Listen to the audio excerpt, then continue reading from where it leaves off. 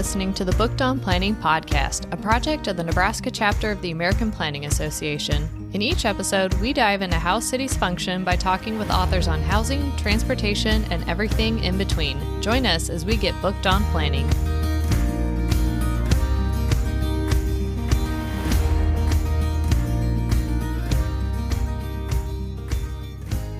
Well, welcome back, bookworms, to another episode of Booked on Planning. In this episode, we talk with author Phillip Tabb on his book, Spiritual Wellness and the Built Environment. This is a deep dive into the concepts of spiritual wellness, not to be confused with religious wellness, and it's just one of the many wellness pillars that Phill actually touches on throughout the episode. Yeah, in many of our other conversations, we've talked about health and other things like that, but we've never really touched on wellness before in the planning and built environment. So it was a very interesting look and somewhat a rare opportunity as there's not a lot of research in this area right now. Yeah, which is exactly what we talk about in the episode, and how Phill has actually applied a lot of this in his work throughout the years as an architect, but that it really hasn't caught on quite as much. And I think he mentions that, like a lot of things that don't catch on, it all comes down to cost. Yes, which is very unfortunate because I think thinking about wellness as opposed to just health, as Phill points out, wellness seems to be more of a preventative idea. And there's not a lot of money or research in preventative as there is in curative. So that's very interesting.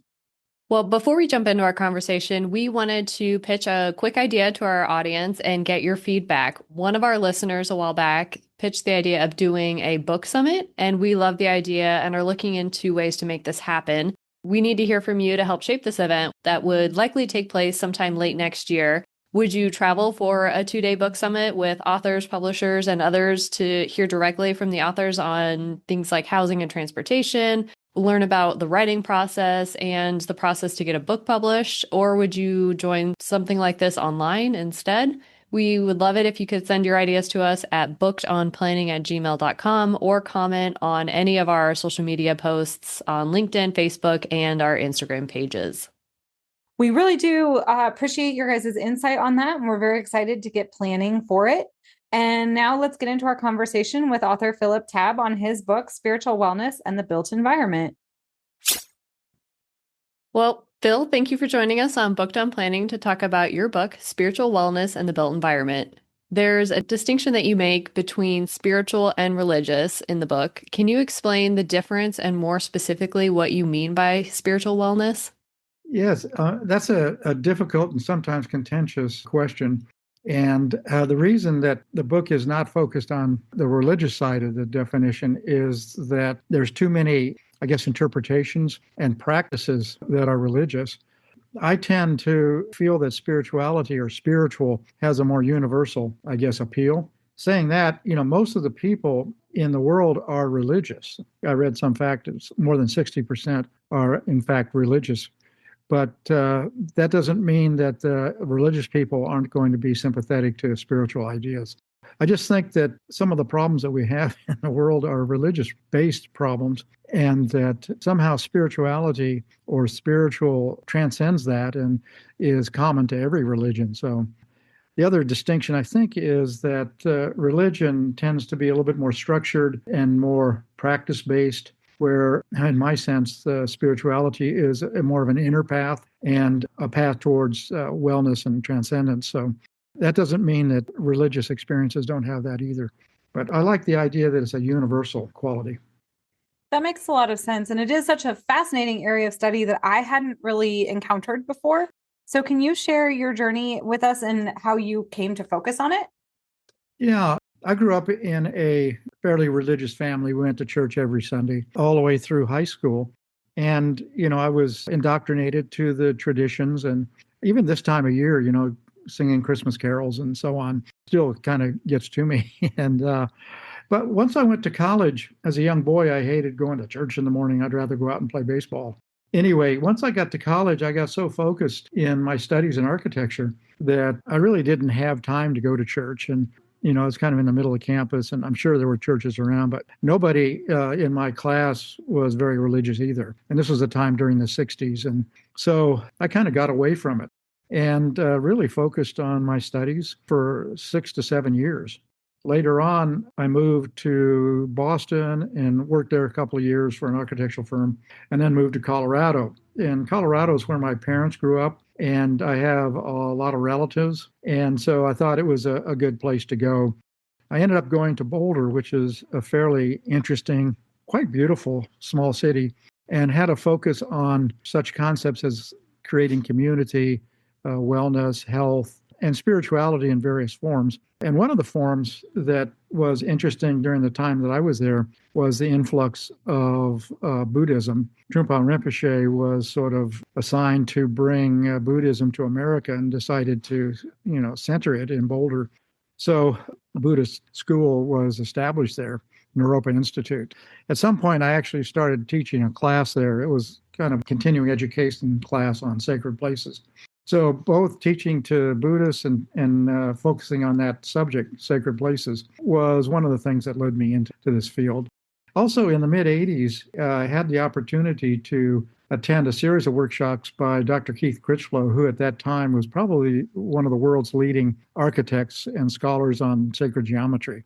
And they were done in southern Colorado in a beautiful, very, very natural setting beneath the Sangre de Cristo Mountains.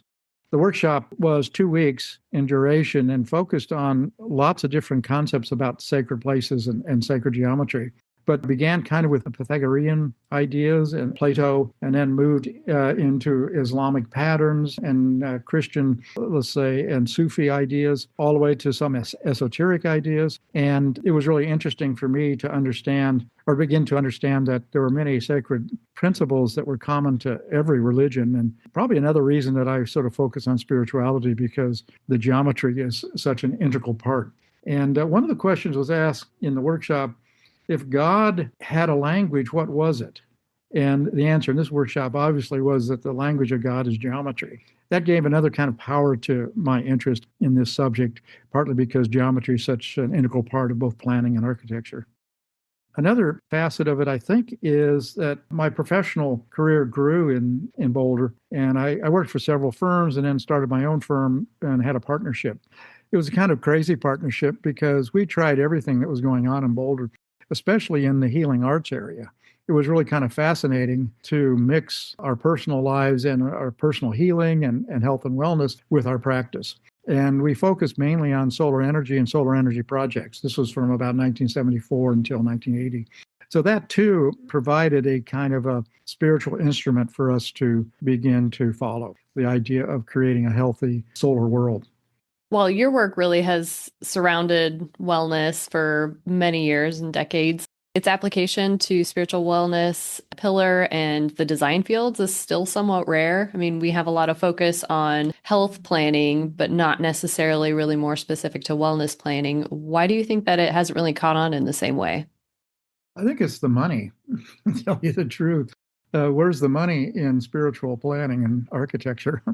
Where there's a heck of a lot of money in health architecture. Texas A&M was one of the 2 or 3 schools in the country that's a leader in health architecture. But the program focuses mainly on large buildings, hospitals and hospice and all this sort of stuff. And I had no interest in that stuff. I think most of those building types are pretty ugly and, from my viewpoint, not very healthy. But I really like the idea of wellness because it's more preventative. It's preventative action, and design can be preventative. Both planning and design can be preventative. So I thought there was a correspondence there. It was really good. About 3 to 4 years ago, I linked up with the Global Wellness Institute and was part of an international group of people from all over working on a white paper for GWI on wellness architecture and urban design.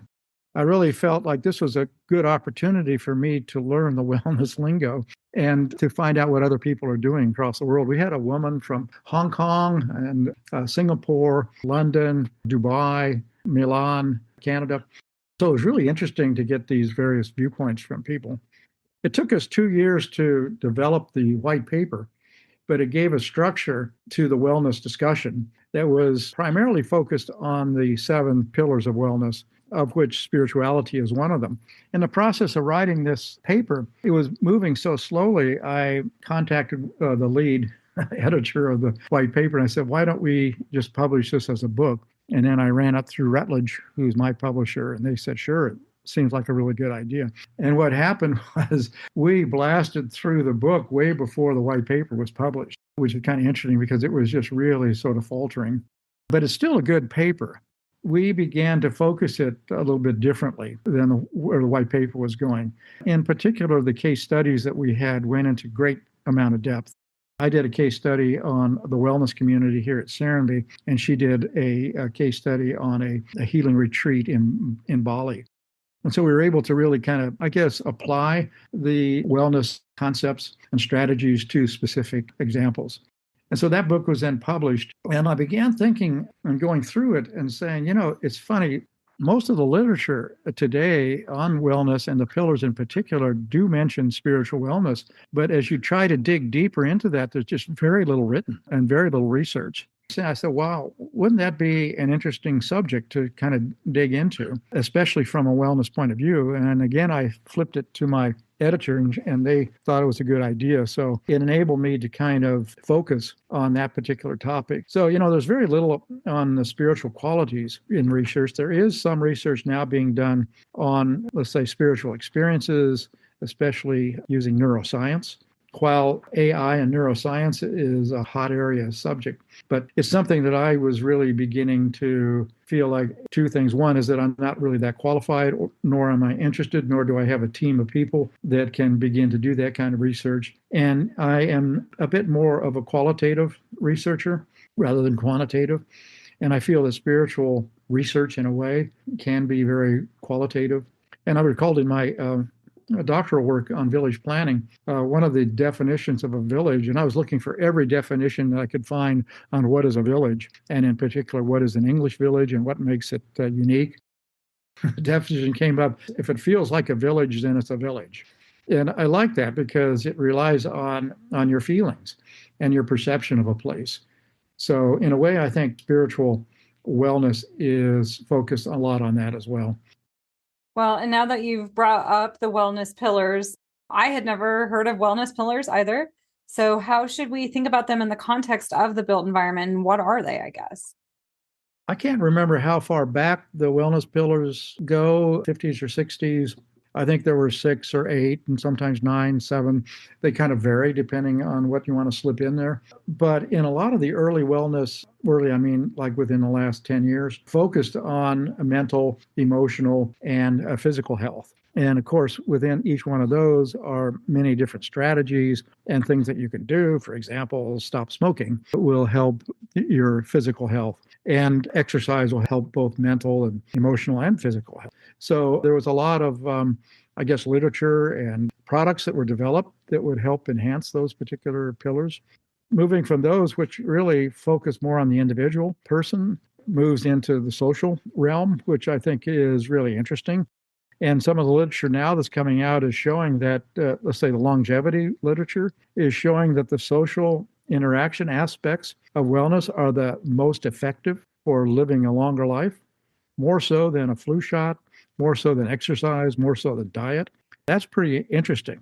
And of course, the social aspect of wellness really fits with planning and architecture as well, a huge piece. So then the next piece was, environmental. If you have a healthy environment, then we can be more healthy as well in correspondence with that healthy environment. The next one was the spiritual wellness. Again, like I said, there was a lot of lip service towards that, but they were acknowledging the fact that being spiritually well was important. And in the spiritual wellness literature, one of the things, for example, is if you have a purpose in life, that's going to contribute to your health. If you have life satisfaction, that's going to contribute. So there's a number of factors that begin to affect the spiritual side of wellness. And of course, these can be influenced by the physical environment. And then the last one got slipped in. I think it was a part of the earlier pillars of wellness was financial. I think early on it was occupational, but I think it's moved to financial.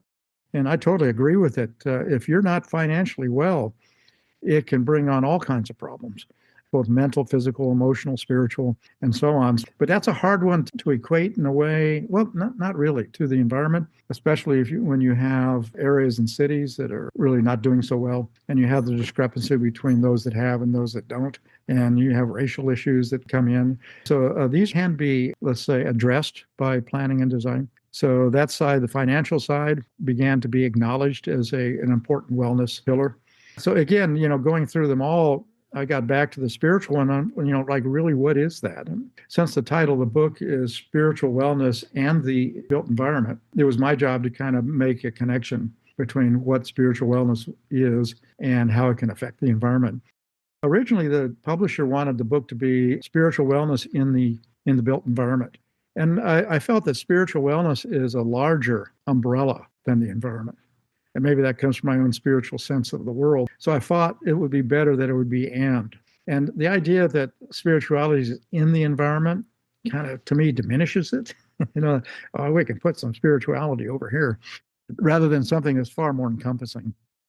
To me, obviously, the ideal, of course, this was part of an ideal when I started doing my studies in English villages. I came out of it from living in Boulder and studying sacred geometry and the like, thinking that in a way, what we're seeking is a contemporary version of a urban, natural Garden of Eden, which is the planet that we live on. So how can the Earth become this incredibly refurbishing environment where everybody can live in peace and quiet? And of course, that's very idealistic. And we have to deal with where we are today. So the strategies are focused on some of the things that we can do today. One example of a built environment element that can impact building inhabitants and their overall wellness is color. For example, here in Lincoln, we just finished up our first city-owned permanent supportive housing project for chronically homeless individuals, and color was a very important part of the design of the building. And we used light blue, which is kind of a calming color. So what are some of the other healing benefits of color, and how can we start to apply these in our projects? That's a great question. And I studied biophilia for a couple of years and wrote a book on biophilic planning and studied Stephen Killard's work on biophilic design. And in that book, he identified 72 biophilic attributes. And I went through them again just the other day because I wanted to make sure that I was correct. And color was not an attribute of biophilia. And I felt, wow. I mean, we as humans can see in color when some other animals don't. They just see in black and white. And it's such a wonderful experience. And why isn't it a biophilic aspect? And color is such an integral part of nature.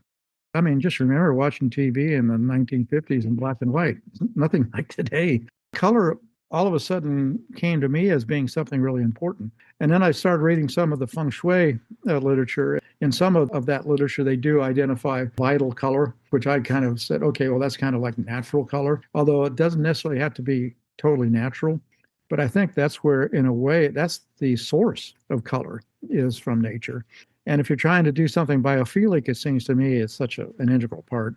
In my studies earlier on, I studied things like numerology and number theory and symbolism and so on. And of course, color has its own symbolisms. And very often it's related to natural sources. You mentioned that blue was a calming color. And I'm looking at it right now, I can see the blue sky, and it is very calming, as are the cooler colors tend to be more calming. And then the warmer colors tend to be more stimulating. So your red, orange, and yellows are more stimulating. And the closer to the vibrancy of that color, again, that's more stimulating as well. And you can look at blues that are very, very bright blues. In a way, even though it's a calming color, could be very stimulating.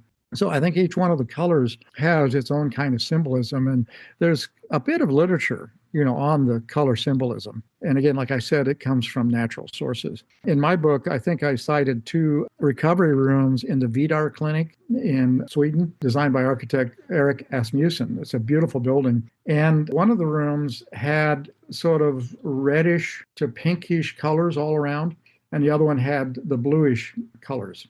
And you could see with the bluish room, it was very calm. There were some flowers on a table, I think, in the book. And in the other room, you saw a wheelchair. And I really liked it because, to me, the wheelchair identified that this person needed a stimulating environment. I don't think you necessarily want to be calm in a wheelchair. It's about movement, right?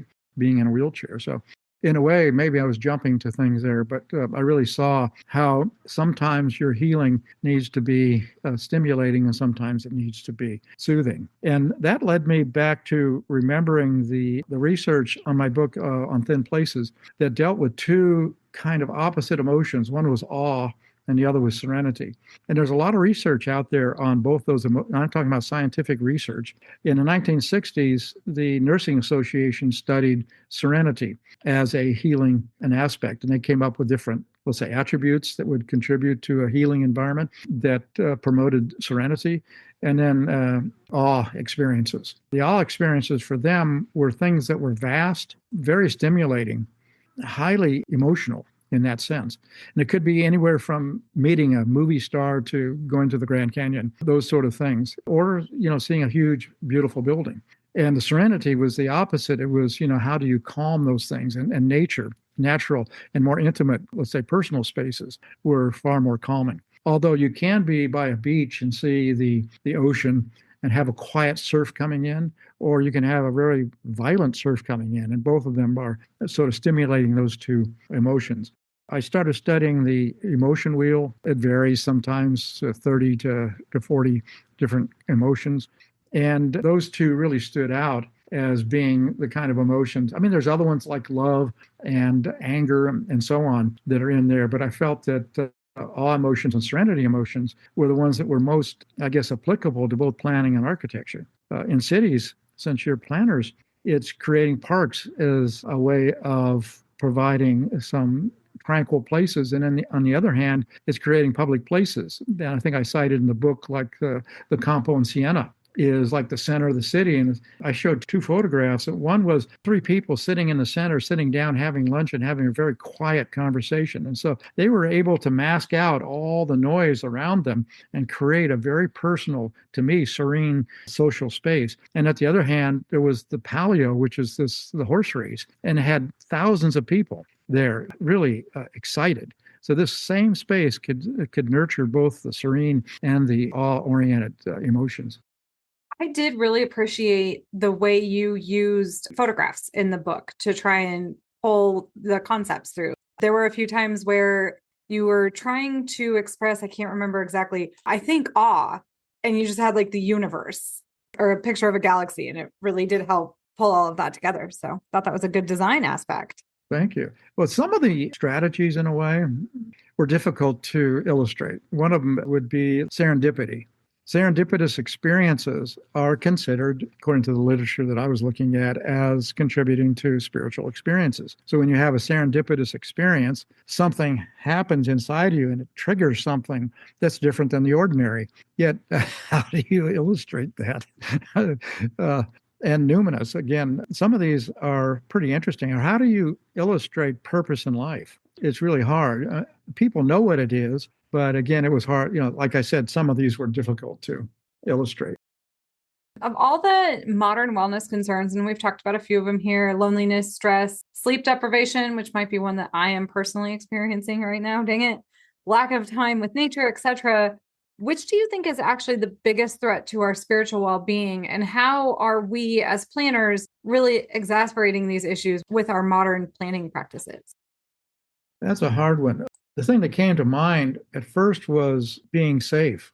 And it's kind of a very ground level that if you don't feel safe, how can you be well? I mean, that's like a foundational. And if you don't feel safe because of your race or gender or position, your degree of wealth or lack, then that can be really devastating because it's really hard for you to open up to some of the, let's say, higher level wellness aspects. It's almost like Maslow's hierarchy, that the base level has to be satisfied before the first, or like the biological one. If you don't have air, and so on, if you can't breathe, how can you be spiritually well? I mean, you have to have these basic things.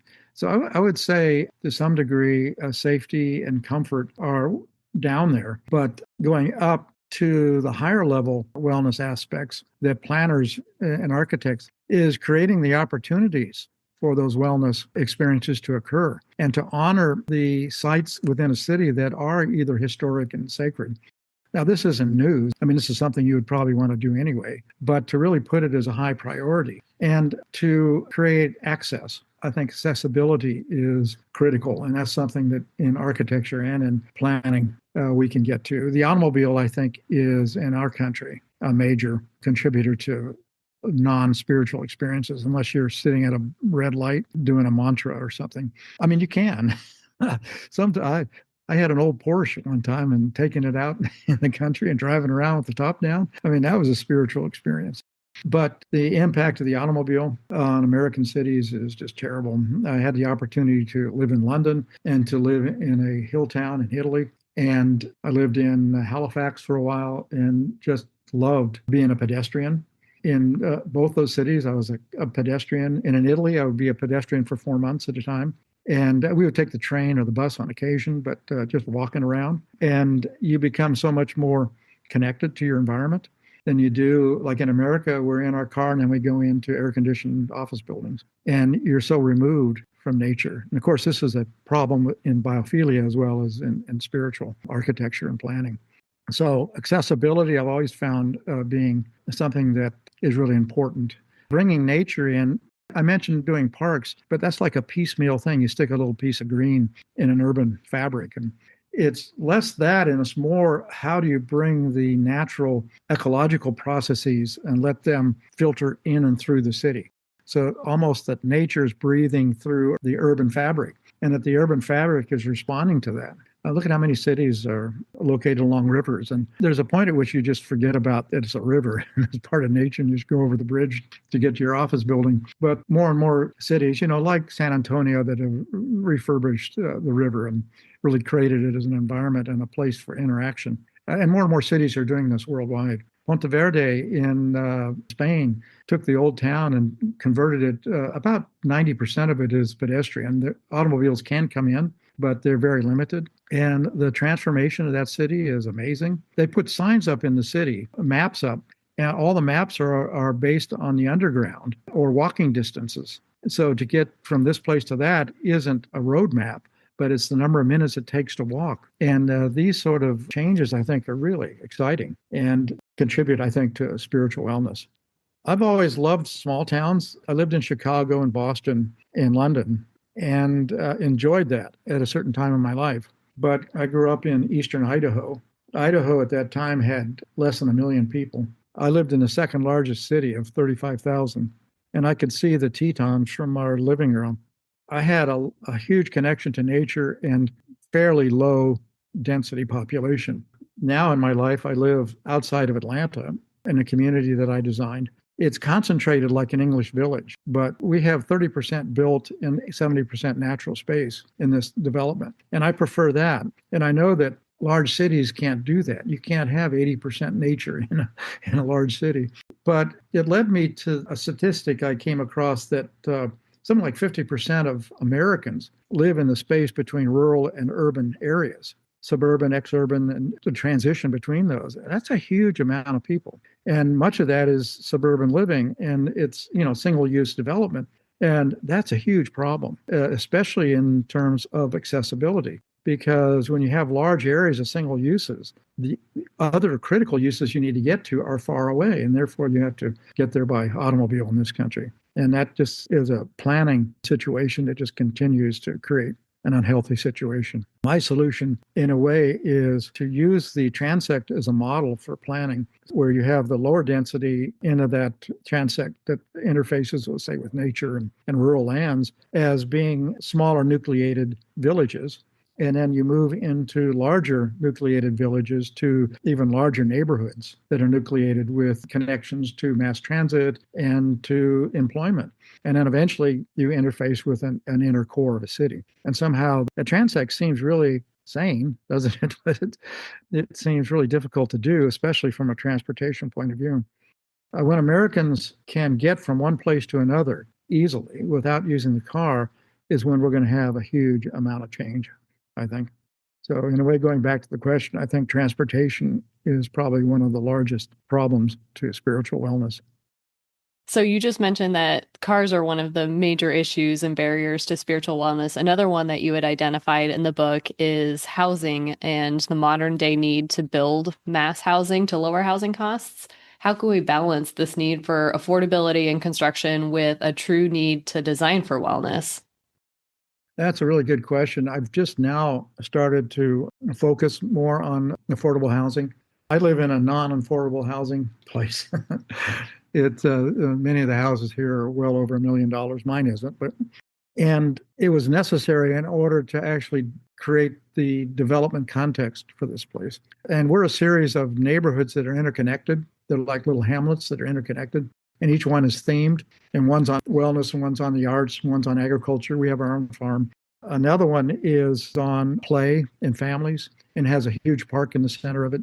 And then I did a design for one adjacent to that that was based on affordability and workforce housing. And 2 hotels are being planned for our community. There are 5 restaurants now, and there'll even be more when the hotels come in.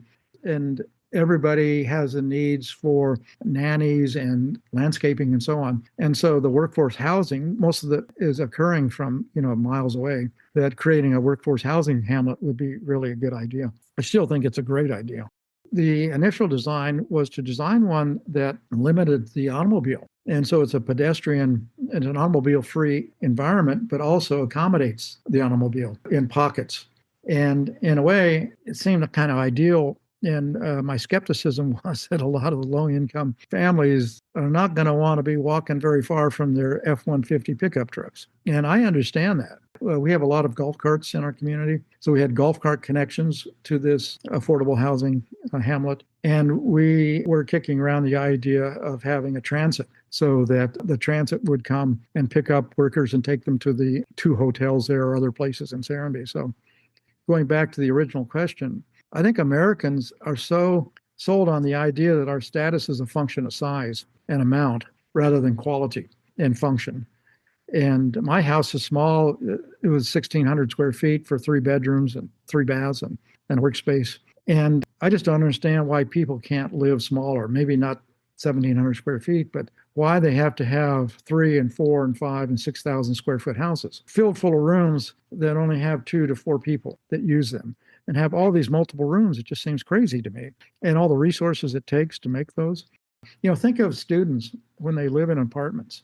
Many of them just have a room that they're sharing with 2 or 3 roommates, and there might be 1 or 2 bathrooms that they have to share too. They learn to do that. And then as we grow older, we tend to need more and more space. And then when we become more affluent, then we think we need, TV rooms and theater rooms and indoor swimming pools and all that.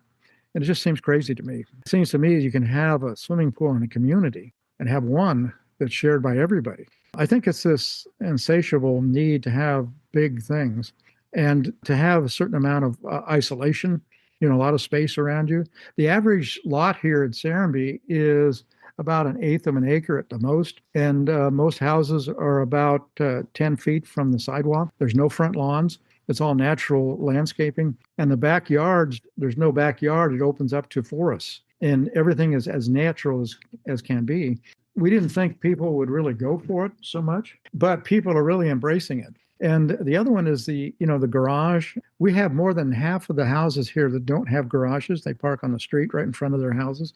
And I'm talking about, in many cases, very expensive cars. Again, at the beginning, we didn't think that was going to work, but it certainly has. You'll see $200,000 Porsches out in front of a house. So that's another aspect of just building too large. And another big problem, I think, is the lack of mixes of use. The mixes of use, as a planner, I'm sure you're aware of this. But for me, it's the critical land uses that you create accessibility to. Where you live and draw a circle around it, and can you walk to the critical land uses that support your life? For the most part, you can't. When I was teaching at Texas A&M, I asked my students in a placemaking class to identify their village. I said, identify all the land uses, things that you go to, a pub, the church, the grocery store, the restaurants that you like to go to, the movie theater, whatever it is that you like going to, and consider your home where your apartment is and your work being school. And so they drew these circles around, where they had placed these places on the map. And it was amazing. Most of them are around a 6 mile diameter. Well, you can't have a walkable community in a 6 mile diameter. And even in a college town where you think you have a concentration of mixes of use, you don't. You have some, but you don't have all of them. And when I was studying English villages, I found that there were like 10,000 villages in Great Britain. Many of them grew into towns, but most of those were about a mile in diameter and had about 2 to 3,000 people in them and were relatively self-sufficient. And several hundred years, well, let's say about 300 to 400 or 500 years ago, they were self-sufficient. They provided everything. And in many cases, in the early villages, most people never went beyond their village or their precinct. That's because that place supported them. And in our suburbs today, they are totally devoid of having the real support systems. So I think that's another really big problem. I go for the idea of this is a Leon Creer idea that you should grow by multiplication rather than by addition. And multiplication for me means that you're growing nucleated, mixed use neighborhoods and villages and hamlets, and then you find ways to connect them. And the space in between is the ecological fabric. To me, that's kind of a model, especially of outside of the dense urban cities that we have. Overall, spiritual wellness ultimately is a subjective experience, as you kind of alluded to at the beginning of the podcast. So, how can planners and architects effectively measure the success of the built environment in fostering that sense of spiritual wellness? I don't know. I always feel like proof is in the pudding. Here at Serenity, the early intention was to create community. And when you design something, you don't know whether you're going to create community or what kind of community you are going to create. You know, it just kind of happens on its own. And for us, when I walk down the street, people wave and say hi. When I go to the mailbox, I have a 10-minute conversation with a neighbor. Everybody loves being here. We wave. People are on golf carts and we'll stop and talk. Even during COVID, because the porches, every house has a porch, because the porches were about 6 to 10 feet away from the sidewalk. There was still a lot of socialization going on because we had the COVID distance between us. Going back to the question, there is this great sense of community here, and there is no need to measure it. I mean, when you go to your Nebraska volleyball game, is there a sense of community? Shall we measure this, by finding out the decibels of sound? You don't need it. I understand the question, though, but somehow I'm not a quantitative person in that sense. I think that's fair. I think that's absolutely fair. Yeah.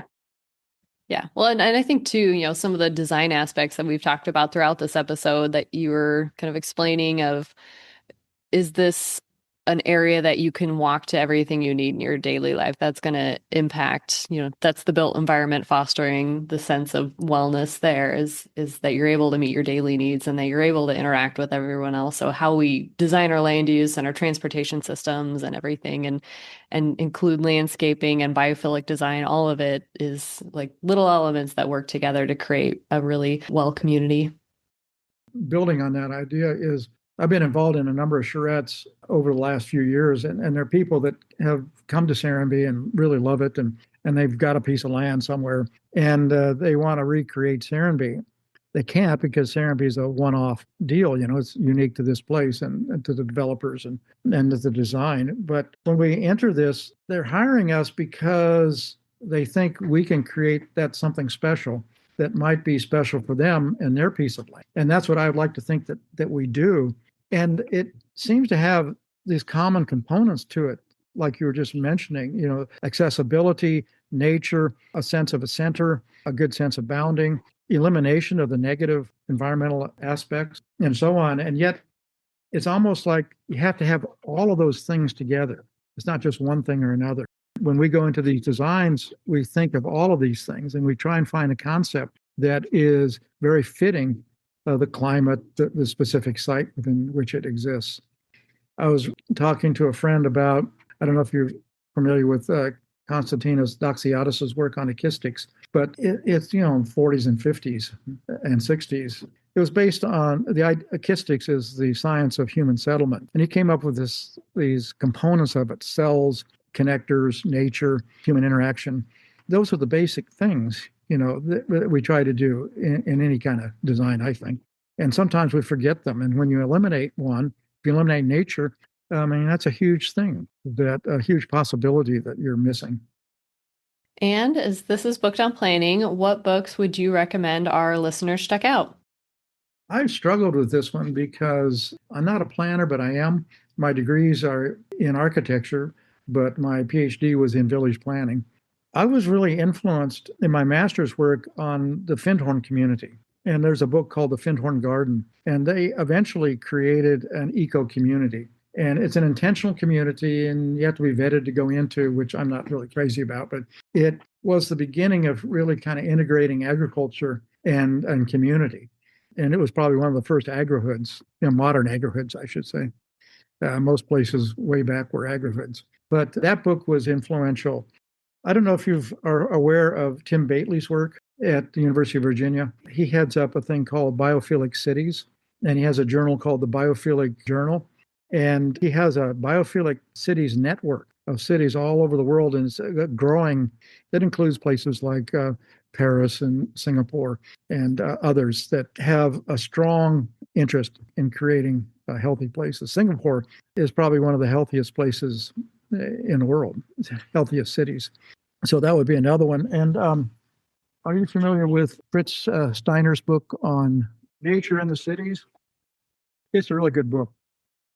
Of course, Jane Jacobs' book. Almost have to say that mention that, especially from the social side. You could almost go through and identify using the pillars. Again, I don't know what would be a good book from the point of view of financial wellness from a planning point of view. But I think, that's probably the subject of another book by somebody who's really into that. I think that, financial wellness and the urban environment would be a fantastic subject. I think biophilia really addresses the relationship of nature and wellness. And the social side, again, is a huge one, and probably one of the more important ones that would affect planning. And how do you create places that are really, on one hand, safe, and on the other hand, stimulating interaction and different kinds of interaction? Because again, if you go back to the transect, how do two houses next to one another create a social space for interaction? How does a street create? And this is planners that most of our streets are deadly, but there are many streets that are like social places. And then neighborhood centers and neighborhood places, and then you get to urban places and so on that can stimulate interaction. When we think of interaction, social interaction, you think of stadiums and large places like that, churches, I guess, and shopping centers. For Americans, that's the sports, shopping, and religion. Let's interact. There's other ways to do it too. Phil, thank you for joining us on Booked on Planning to talk about your book, Spiritual Wellness in the Built Environment. Thank you so much. I really appreciate you guys and your interest in this work and the book. We hope you enjoyed this conversation with author Phillip Tabb on his book, Spiritual Wellness in the Built Environment. You can get your own copy through the publisher at Routledge, by supporting your local bookstore, or by supporting us at bookshop.org/shop/bookedonplanning. Remember to subscribe to the show wherever you listen to podcasts, and please rate, review, and share the show. We thank you so much for listening, and we'll talk to you next time on Booked on Planning.